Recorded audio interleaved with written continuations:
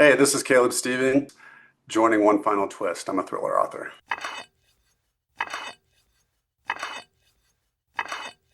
Welcome. Thank you for agreeing to talk to me about some of your books. Why don't you tell our viewers a little bit about you and what you write? Yeah, so first of all, thank you for having me. I appreciate it. I am a thriller author. I started in horror, in the horror genre, deep love of horror, but over time, sort of transitioned a little bit more into thrillers. That's definitely my focus now. I'm a big thriller lover and reader myself, and I currently have four full-length novels out. Well, I will when my newest publishes, which is coming up in November. Gotcha. I think I just listened to that one. You'll never, You'll uh, never you'll know. never know. Yeah. Oh, Woo, you got to listen man. to it? I did. Oh, It was phenomenal. We can talk about it more a little bit later, okay. but what, what got you into writing? I just grew up as a big reader. My parents got me into reading, and I think that's probably the case for a lot of writers, right? You start out reading and just loving stories and movies. And I remember as a kid just lying on the couch and reading for like 4 to 8 hours straight, reading everything I could get my hands on. Um, and naturally, because of that, over time, I found that I was pretty decent with the written word and did pretty well in English class and had a lot of good feedback with that. But I never really considered becoming a writer until I was a little bit older, sort of in the college years. And at that point in time, it was a little bit of a passing fancy. I did chat with some friends about it. I wrote a few short stories, but didn't really get into it until a little bit later in life. And it was really sort of my late 20s after working for a solid, I don't know, at that point, it was America Life in public accounting, where I was like, it's not fulfilling me. I need to do something that fulfills me as well. Mhm. So transitioned into writing at that point, and proceeded to spend 5 years while having two girls, twin girls, writing a failed book. So Oh, wow. yeah, So you were busy. yes.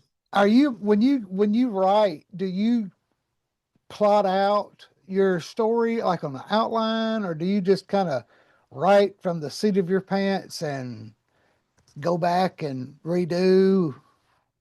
There are a lot of different ways to approach it, which I've learned over time. And I think you got to find out as a writer what works for you. And a lot of people do it differently. But for me, I do plot. My first book I did right as a pantser. I just, pants the thing, writing by the seat of your pants. Yeah. And that was a good lesson in what not to do. And then from there, it's been every iteration of like super incredibly detailed plots to and outlines, to something that's a little more fluid. And that's ultimately where I settled is, at this point in time, I'm just now finally starting to figure out my process and what I think works best for my books. And for me, I need to sit with an idea for about a month or two, and I need to kind of write character bios, and I need to kind of break the spine of the story in my mind and have an idea as to what's going to happen in Act One, Two, and Three. And then I'll even plot out chapter by chapter. And I'm not talking like pages here, but I'll plot out a little paragraph per chapter as to what's going to happen in that chapter and how it's going to move the story forward. And I'll take it to a point where, maybe that plot is two-thirds of the way done. Um, I, I don't often plot out every single chapter because inevitably the story changes as you write. So, and you want to be flexible enough to let the story speak to you too. What you said you wrote, um, did you say you wrote fantasy before you got into horror? I read fantasy. That's Oh, like what I read read growing. fantasy. I Yeah, I got you. read a ton of fantasy growing up, and I don't know at Yeah. what point I really switched. Maybe it's just because I like burned myself out as a kid and a teen reading it, Yeah. But um, yeah, I did read a lot of fantasy. I've never written fantasy. So how many books have you published? I've got four out right now. I've got a short, well, I keep saying now. My fourth is coming out in November. We'll just Yeah. call it. I have four Yeah. full-length novels Yeah. out. I have a collection of short stories that's out as well. Um, I also have two novels on my hard drive. One of which I potentially would like to publish. I have a pen name called Caleb N. Stevens, where I publish more speculative stuff, and that book's we talked about fantasy. I guess that one would kind of be like urban fantasy, the one that's sitting on my hard drive that I do plan on publishing at some point. So, but right now, four. Or um, I talked to Shay McLeod Chapman. Yeah. Uh, he made a comment that he wakes up every morning and he checks his Goodreads. I mean, he was mostly probably joking, but do you read the reviews? Yeah, And it's funny. I think that varies by author too. And it's a process of over time figuring out how to use reviews. For me, I do read all the reviews in the beginning because I want to get a sense of how the book's doing.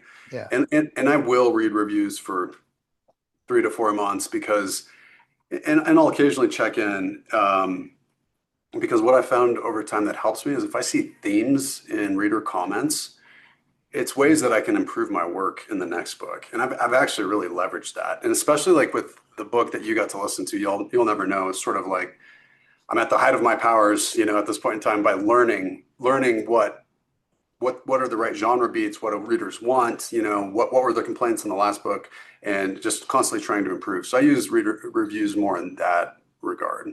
yeah.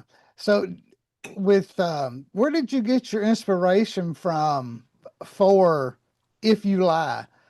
Uh, that did you have a bad cruise? um, well, I was watching a lot of documentaries at the time, and so I watched the Nexium documentary on HBO, Mm, and I was just like, what would be really weird is if you were stuck, like, what if you're just stuck on a boat with a bunch of people that are strangers, and it's one of the New Age cults? I was like, that would be a mm, fascinating concept to play with, yeah, and so that's just kind of where I got that idea, and had a good time writing it. So. yeah. It was really really good. Um, what challenges as a you're self-published mostly, right? Yeah, at this point, I guess I would be called a hybrid author. Yeah. I my one of my books is published via the largest indie publisher in the UK, Okay. so Jaffe Books, Yeah. and then I've got um, I had another book that I just re-released, got the rights back on that one. So I have several books that are self-published, but with You'll Never Know and If You Lie, Simon Maverick, an imprint of Simon Schuster, does have the rights to the audio side of Yeah. things. So, but yes, mostly, I would definitely say I'm an indie author. So, Yeah. The audio content, I will tell you, I have been a fan of Simon Maverick for a while. They have some real cutting edge, edgy, not your typical uh, audio type stuff. And the narrators that they use, I don't know how much input you have, but the Shelby, was that one that was you did one of yours? Was that her name, Shelby or Shelley? oh, Shelley Reese was so Shelley Reese for If You Lie, she's tremendously talented. Yes. When I was doing, when I did put that book out first, indie, and it subsequently got picked up by Simon Schuster. But I've worked with Shelley on two separate books and found her just through auditions over ACX or Audible, Oh, and just lucked into her. Yeah, she's ridiculously talented and yeah. a really really good narrator. And Simon Maverick too just has some incredible narrators too. So. Yeah.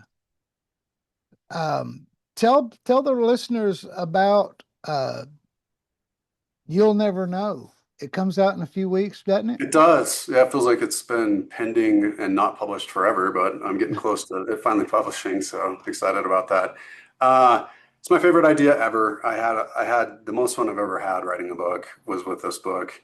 It I can't give away too much, but the basic summary the basic summary is that a husband and a wife are going on a hike in a mountain town called Ouray, where I grew up next to. And as they're about to go on the hike, a van comes out of the woods, and two masked men step out, and they kidnap or abduct the wife Avery. And Avery has just told Grant that she's pregnant with their first child. So from there, he's forced to solve a series of riddles that don't make a whole lot of sense in order to keep her safe and alive. So Yeah. It is a very twisty roller coaster ride of a book. really did enjoy it. I don't know if I put my review out yet, but it'll be coming soon. Awesome. But I really did enjoy that one. Um, saw on your website that you have a short film. Did I what? do, Tell us which, about that. yeah, it's weird how things happen in life and when you put stuff out into the universe where it goes. But after I wrote my failed book, I didn't have the heart to start writing another book right away. So I started writing a bunch of short stories, which I recommend to every indie author, any author at all. So that's where they honestly should start because you learn at an accelerated pace and you're constantly getting feedback from others and you join a critique group. Well, over a period of a couple of years, I cranked out, I don't know, two and a half dozen short stories. And one of them was The Wallpaper Man, which is about a demon who lives in the wall of a young boy's room. And the demon, it's kind of a evil genie in a way, in that the boy can choose three names that he gives to the wallpaper man, and the wallpaper man will take their life basically. Ah, Um, anyways, it got recorded as a podcast. There was a director out in LA who heard it and reached out to me.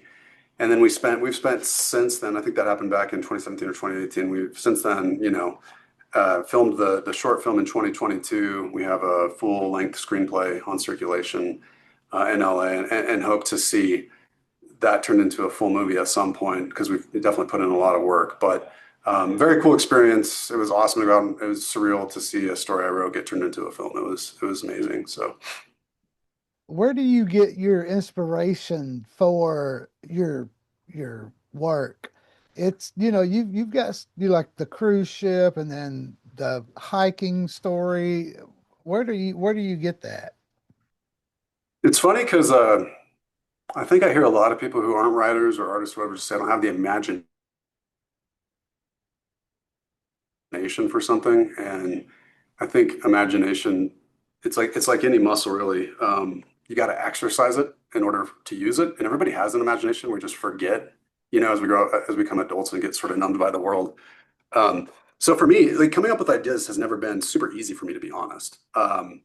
But I do at times have ideas pop into my head, and I'm constantly thinking about ideas, and I've gotten better about writing them down when they pop into my head.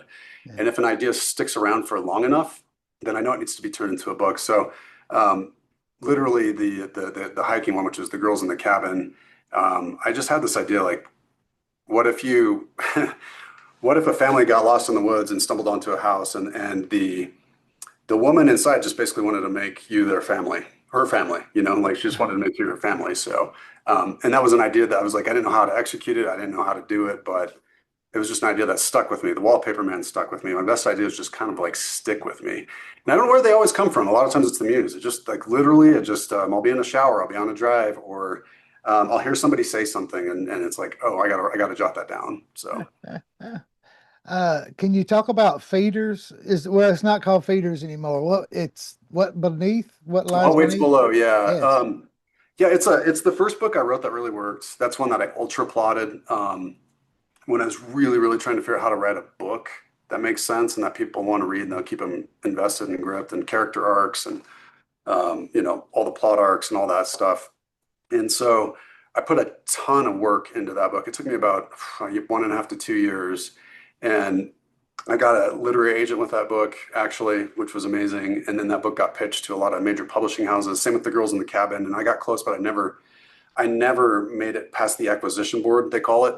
Yeah. With traditional publishers, you not only have to get the editor to buy off, but a whole group of people who are going to invest in the book. And so at the point in time that nothing was working for me. I was dejected and defeated, but I was also like, I'm going to keep writing. I don't really care. I split with my literary agent. I just said, I'm just going to do this myself because I can't wait anymore. Because I mean, by that point, you're 6 years deep on a project and nobody even knows who you are or that you even write anything because you're Yeah. constantly in this like the traditional process is ultra frustrating. I personally think it's kind of the most inefficient business model known to man. I've been so much happier controlling my own destiny and my own path. And so, anyways, with Feeders, that and Girls in the Cabin got picked up by two separate publishers within. after 2 years of trying, got picked up within a month, which was crazy, both of them. Wow. And then Feeders got published with the indie publisher, and they did a great job, and really was happy to go at the indie publisher at that point in time. I didn't have the capacity to do it myself, but I think, and to no fault of their own, but I think the cover, as I learned, there's just, as you continue to grow, it's like marketing is just as important as what's inside the book. You Yeah. got to know the genre, you got to know the cover, you got to know the blurb on the back. There's so many things that have to work. And I knew the cover and blurb weren't working on that one. So I wanted to refresh it, rewrap it, and just give it a chance because I don't feel like it ever got a real chance. Yeah. So I do want to read that one. It's definitely on my list to read. I steer towards a little bit of horror, suspense, thriller. I read everything, yeah. but that's what my bread and butter, as I call it. Um, the what you mentioned a little bit some of the challenges of publishing and the your journey. Uh, if you go the indie route or the small publishing house, what is from the time you turned the manuscript in, your first manuscript that you're satisfied with, how long does it take for that book to become available to the public?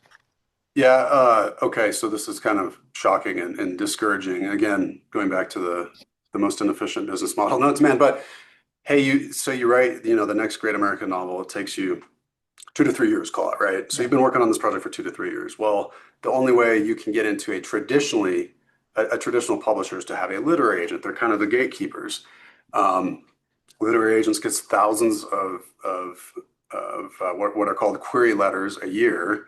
They've already got a client base. They take on very few clients. I think something like less than 2% of writers ever even get a literary agent.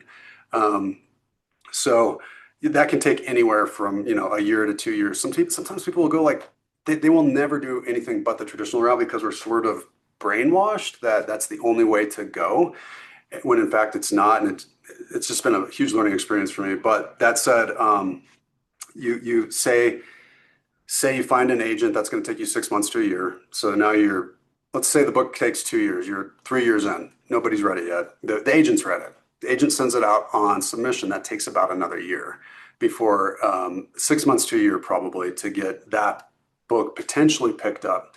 Once it's picked up, then it can take another year to even 2 years when the publisher has it to get it onto their publishing schedule. So by the time that a new book gets out, it's anywhere from 4 to 6 years old already to the author.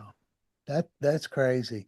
Um, Now, your part, how long does it take you on average from when the idea has stuck in your head till you get your first or second draft done? Gotcha. Yeah, no, that I've gotten better at that over time. So the first one was 5 years, not knowing what I was doing.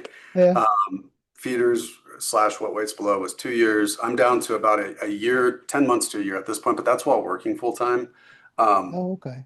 so, I'm hopefully planning we'll see if I can go full time next year, and I'll be able to be faster. And I think I'd be anywhere from six to 9 months at that point in time. But writing a novel is not as difficult as people make it out. Well, let me put it this way. It's the most difficult thing I've ever done. That said, once you learn how to do it, there's practical steps you can take, like hitting word counts, 500 a day. You'll have a first draft in 6 months. So Yeah. Okay. That's interesting. What do you have on tap? What you said you've got some on your hard drive. What's after the book that comes out in a couple of weeks? What do you have on tap? yeah, I have the crazy urban fantasy novel that I'll probably try to get out under my speculative name just because I had a lot of fun with it, and it's humorous and probably won't do very well because it's not easily classifiable. But I still really enjoyed it. But next for me is I'm writing another thriller. I actually just started on that this week after plotting it for about a month and a half. Oh wow. Again, sitting with the idea, and it's the ideas are starting to flow, and the plot points are coming to mind. So I hope to have that book out hopefully a little bit earlier next year than You'll Never Know was this year. I'm kind of caught in this November publishing cycle right now. I'm trying to get out at least one book a year. Yeah. Uh, but potentially could get that done a little bit earlier. I have ideas for a horror Christmas Advent book, which I'd love Oh to yeah, do. yeah. It would be, yeah, fun. We'll just see. It all comes, honestly, with me, it just all comes down to time. So, Well, that's good. Um, so how can our do you have anything else you want to add? no, just that I have a free Audible code for you for What Waits Below if you want to listen to that. So, Okay. All right. Um, how can our viewers get in contact with you, find your books? How can they do that?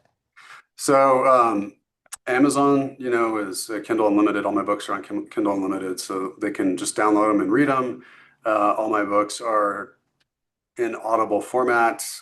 The Girls in the Cabin is about, this one took a very long time, but it's about to publish in December, the Oh Audible wow. version. So you can get in touch with me via my website. I've got my email on there. I'm on pretty much every social media. Well, I spend the most time on TikTok and Yeah. followed up by Instagram. So have a readers group and Facebook if you want to come join up there. We chat books.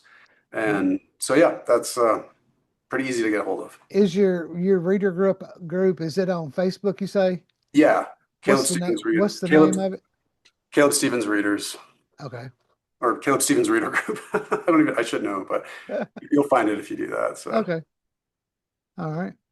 Well, thank you very much. I do appreciate you taking out time of your day to talk to me. Um, this will be up in a couple of probably next Friday. We'll probably put this on the website, hopefully to get it a little bit closer to your published date for You'll Never Know. Because it is such a good book. I don't want to ruin it for oh, people, thank but you. those twists and turns and the red herrings, and I Mhm. mean it was a really really fun book. That's great. So Yeah, I love it. It was a lot of fun to write, and I purposely wanted to confuse people as much as possible. I was like, hold on a minute, well wait a minute now, Yeah. and then I go back a little bit, and I Mhm. was like, okay, and then I go, and it was Yeah. so fun. Those are fun books to read. They So are. thank you again, and uh, we will have this up and shortly. I do appreciate you taking the time out of your day to talk with me. Um, and when your new book is next year, hit me up. Hopefully we'll still be doing this and we'll gladly have you on. Sounds good. Thanks, Scott. I appreciate your time and appreciate you having me on as well. So, and thank you for the reviews and reading my book too. Yes, So, sir. They're great. I all right. appreciate you. All right. All righty. Take You have a care. good day. Thanks. You too. All right. Bye. Goodbye.